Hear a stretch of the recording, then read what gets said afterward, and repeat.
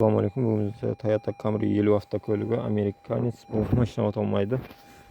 Өздері насостың дауыс шықпағасын насос ауысқан. Ол мен машина отала қоймаған. Содан кейін маған алып келді.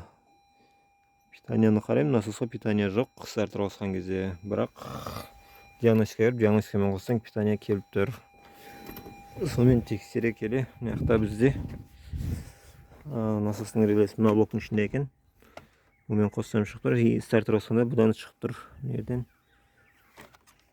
Осы шыққа көк проводтан шығып тұрды, насостың питаниясы. Мына көгереледен кейінге былай тұратын бір тақайтлың ішінде. Бұдан шығып тұрды. Салоннан үзілді ме екен деп ашып қарасақ, мына жерге былай реле блокировка салған. Яғни машина бұрын фирманың машинасы болған. Сонда осылай арендаға берілетін машиналарға осылай блокировка салып қояды.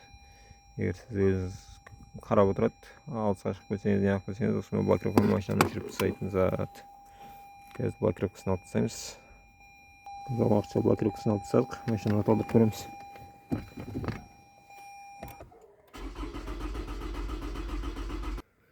Машинамыз насос қосылды, бірақ оталмады. Насосты қайтып ашып көреміз. Скорее всего, өздері қате жинаған сияқты походу. Қате жинаған көрініп тұр. Мына жерде бензин мына жақтан ішігі тұрған жерден кетіп қалып жатыр. Ол жерде сальник болады, салмай жүрген сияқты.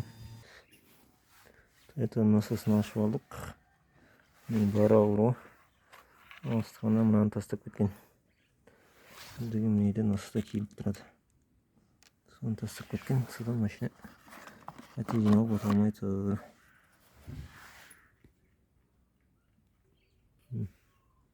Осылай тұрады. Насос салғаны.